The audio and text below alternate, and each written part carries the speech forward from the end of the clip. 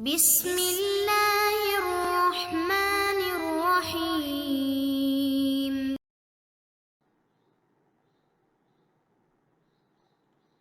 اعوذ باللہ من الشیطان الرجیم، بسم اللہ الرحمن الرحیم، وبہ نستعین۔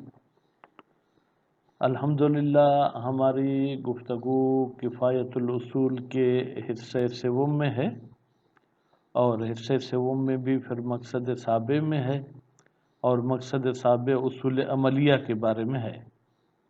اصول عملیہ کی تو وضاحت پڑھ چکے، پھر ہماری آخر میں گفتگو ہوئی کہ جب ہمیں کوئی پریشانی ہوتی ہے کہ آیا مجھ پر عقل واجب ہے یا اکثر واجب ہے، تو مجھے کیا کرنا چاہیے۔ عقل اور اکثر کی بھی پھر جو کیا ہے وہ جناب دو قسمیں تھیں، متباینین تھا یا ارتباطیین تھا۔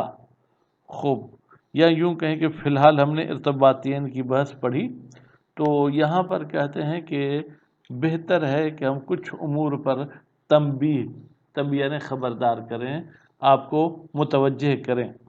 تو آج کے درس میں ہم انشاءاللہ پہلی تنبیہ پڑھیں گے اور دوسری تنبیہ کا بھی کچھ حصہ پڑھیں گے، باقی مزید پھر ہم اگلے درس میں پڑھیں گے۔ تو پہلی تنبیہ کس چیز کے بارے میں ہے؟ فرماتے ہیں پہلی تنبیہ مطلق اور مقید کے بارے میں ہے۔ کیا مطلب؟ مجھے یہ تو یقین ہے کہ مجھ پر کوئی چیز واجب ہو چکی ہے، لیکن آیا وہ چیز جو واجب ہوئی ہے وہ مطلق ہے؟ مثلا میں نے کوئی حج پر غلط کام کیا، یا میں نے ماہ رمضان میں جان بوجھ کر روزے کو نہیں رکھا ہے، تو مجھ پر واجب ہو گیا کہ میں کفارہ ادا کروں، فرض کریں وہ بھی عتق رقبہ۔ اب میں شک کرتا ہوں کہ آیا رقبہ مطلق مجھ پر واجب ہے یا رقبہ مومنہ، یعنی جس رقبہ کو قید لگی ہوئی ہو ایمان کی، وہ مجھ پر واجب ہے۔ تو اب مجھے کیا کرنا ہے؟ یا کبھی کبھی جو ہے کیا ہے خاص اور عام کے درمیان ہمیں پریشانی ہو جاتی ہے۔ مثلا مجھے یہ کہا گیا کہ آپ کوئی حیوان لے آؤ، اب میں شک کرتا ہوں کہ آیا انسان لے آؤں یا میں کوئی سا بھی حیوان لے آؤں، یہ میرے لیے کافی ہے۔ تو اب یہاں پر جو ہے کیا ہے جناب یہ ہمیں پریشانی ہوتی ہے۔ تو اس صورتحال میں اگر کوئی شخص مجھ سے کہے کہ پہلے تو آپ ہمیں جو ہے جناب مطلق اور عام کی وضاحت بتا دیں، پھر جو ہے کیا ہے مقید اور خاص کی وضاحت بتا دیں، تو اس حوالے سے اس کی وضاحت تو جلد اول میں گزر چکی ہے۔ اس کے باوجود کہتے ہیں مطلق اور عام میں فرق یہ ہے کہ جناب مطلق وہ ہوتا ہے جو مقدمات حکمت کے ذریعے ہمیں سمجھ میں آتا ہے، اور عام وہ ہے جو الفاظ کے ذریعے ہمیں سمجھ میں آتا ہے۔ اور پھر اسی طریقے سے خاص وہ ہے کہ جس کی خصوصیت خود اس خاص سے لی گئی ہو، جبکہ مقید وہ ہے جس میں امر خارجی کی قید لگائی گئی ہو۔ مثلا انسان کی انسانیت یہ خاص ہے جو خود انسان سے لی گئی ہے۔ مقید میں یہ ہے کہ نماز با طہارت، اب طہارت نماز سے نہیں لی گئی، طہارت الگ چیز ہے، لیکن وہ جو ہے کیا ہے مثلا ہم شک کرتے ہیں کہ آیا وہ مجھ پر جو ہے کیا لازم ہے، تو فرماتے ہیں یہاں پر آپ براءت عقلی تو جاری نہیں کر سکتے ہیں، البتہ براءت شرعی کے بارے میں آپ سوچ سکتے ہیں۔ تو یہ ہے جناب پہلی تنبیہ۔ پھر دوسری تنبیہ میں یہ بتائیں گے کہ ہمیں یہ یقین ہے کہ مجھ پر کوئی چیز واجب ہے، لیکن میں شک کرتا ہوں کہ آیا اس میں کسی چیز کی جزئیت کا بھی کہا گیا ہے یا کسی چیز کی شرطیت کا کہا گیا ہے۔ جب میں مجھے نسیان ہو جائے، بھول جاؤں، تو پھر ایسی صورتحال میں کیا میں اسے جزئیت اور شرطیت والی چیز میں براءت جاری کروں یا احتیاط جاری کروں؟ تو بہرحال یہ مختصر سا یوں سمجھے الفاظ سے مطلب کو ربط دینے کے لیے ابھی ہم تنبیہ ہو، اور بہتر ہے متوجہ کرنا، خبردار کرنا علی امور، چند امور پر جن کا ہمارے اس جو ہے دوران بین الاقل اکثر کے ساتھ ربط ہے۔ الاول جناب پہلا مقام، ٹھیک ہے، وہ کیا ہے؟ کہتے ہیں کہ انہو ظہر، بتحقیق یہ بات واضح ہو گئی، مما مر، جہاں جو گزر چکی، کہاں پر گزر چکی؟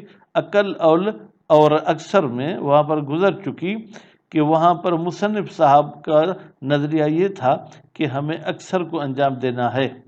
ہو انہو قد ظہر مما مر حال دوران الامر، ٹھیک ہے جناب، وہ بحث جہاں پر ہمارا بحث گردش کر رہی تھی بین المشروط بشیء و مطلق ہی، آیا مجھ سے کوئی ایسی چیز مانگی گئی ہے جس میں کسی چیز کی شرط ہے، رقبہ میں مومنہ کی شرط ہے، وہ مطلق ہی، یا وہ شے مطلق مجھ سے مانگی گئی ہے، اگر میں مطلق کو بھی انجام دے دوں تو میں بری و ذمہ ہو جاؤں گا۔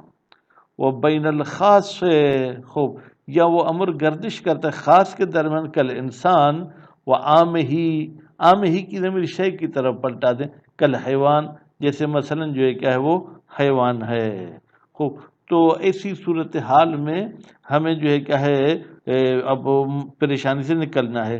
وَإِنَّهُ لَا مَجَالَ هَا هُنَا، بتحقیق یہاں پر کوئی گنجائش نہیں ہے، للبراءت عقلاً، کہ ہم براءت عقلی کے قائل ہو جائیں، بل کان الامر فیہما، بلکہ یہاں پر حقیقت وہی ہو جائے گی کہ پھر ہم اشتغال کے قائل ہو جائیں۔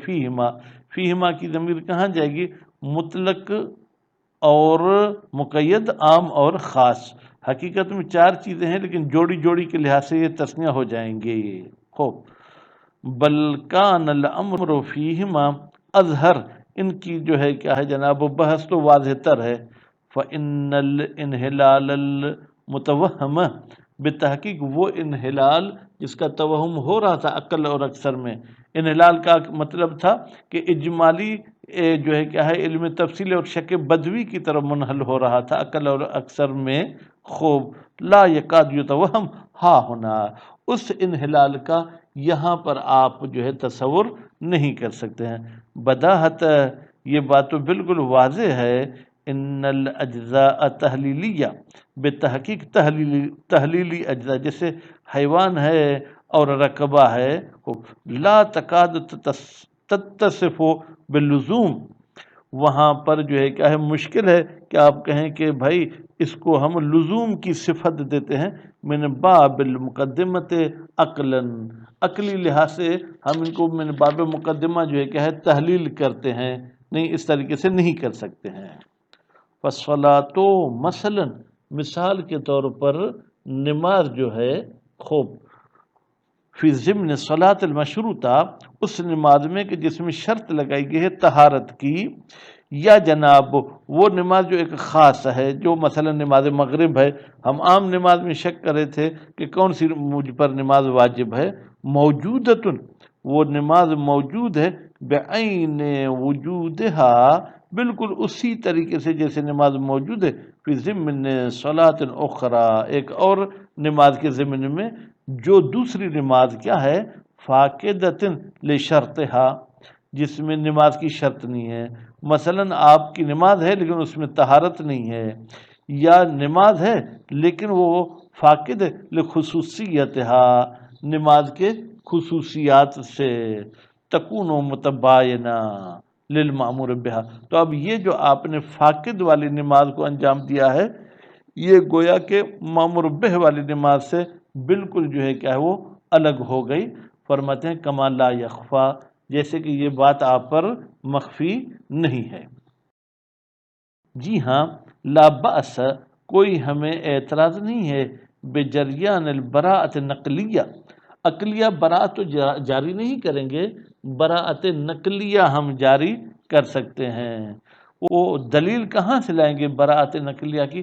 کہتے ہیں حدیث رفع کو ہم لے آ سکتے ہیں، فی خصوص سے دوران الامر، خاص طور پر جب ہمیں پریشانی ہو رہی ہو بین المشروط وغیرہ ہی، کہ آیا مجھ پر مشروط واجب ہے یا مجھ پر جو ہے کیا ہے غیر مشروط واجب ہے۔ خوب فرماتے ہیں کہ مشروط اور غیر مشروط میں، لیکن دون دوران الامر بین الخاص وغیرہ ہی، لیکن جب ہمیں پریشانی خاص اور غیر خاص میں ہو تو پھر وہاں پر مشکل ہے کہ ہم جو ہے کیا ہے وہ براءت جاری کریں۔ جیسے ہم شک کریں کہ آیا مجھ پر انسان لانا واجب ہے یا مطلق حیوان لانا واجب ہے؟ کیوں؟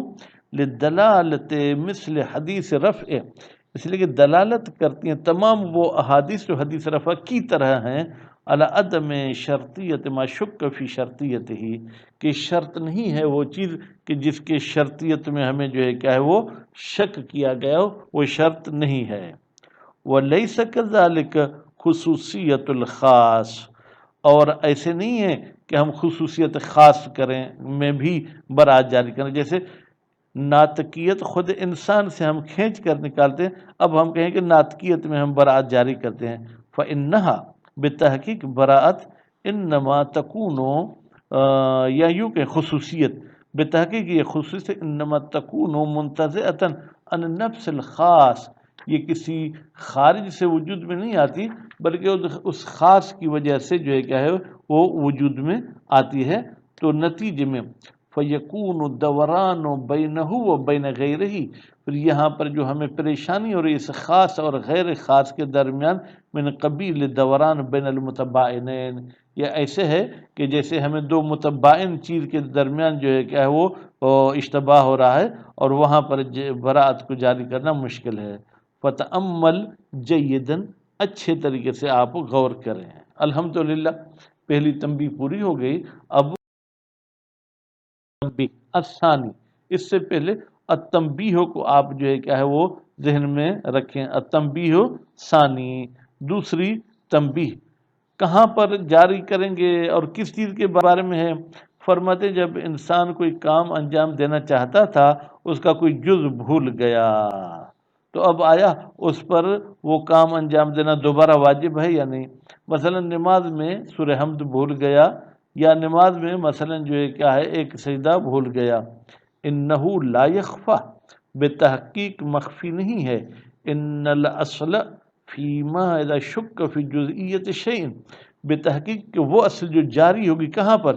جب آپ کو شک ہو رہا ہے کہ کوئی چیز آیا جز ہے مثلا نماز کا، او شرطیت ہی، یا یہ جو میں طہارت بھول گیا تھا یہ نماز کی شرط ہے یا نہیں، فی حال نسیان ہی، بھائی جب مجھے یاد تھا میں حالت ذکر میں تھا تو یقیناً یہ جز بھی تھا اور یہ شرط بھی تھا، لیکن نسیان کی صورت میں بھی آیا یہ حمد جزء صلاۃ ہے یا یہ جو ہے جناب طہارت جزء صلاۃ ہے یا جزء صلاۃ نہیں، عقلاً و نقلاً۔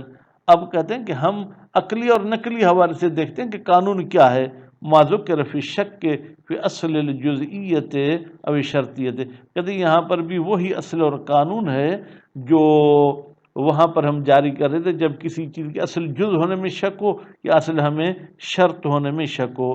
جیسے کہ ہمیں شک تھا کہ صورت جزء نماز ہے یا صورت جزء نماز نہیں ہے، یا سجدہ سہو کے لیے آیا طہارت شرط ہے یا طہارت شرط نہیں ہے۔ فلولا مثل حدیث رفع، کہتے ہیں کہ اگر ہمارے پاس موجود نہ ہوتی حدیث رفع جو کہ مطلق ہے، تمام ابواب عبادات میں جاری ہوتے، صلاۃ ہو، صوم ہو، حج ہو، ٹھیک، اور اسی طریقے سے ہمارے پاس یہ حدیث بھی نہیں ہوتی، کون سی؟ لا تعاد۔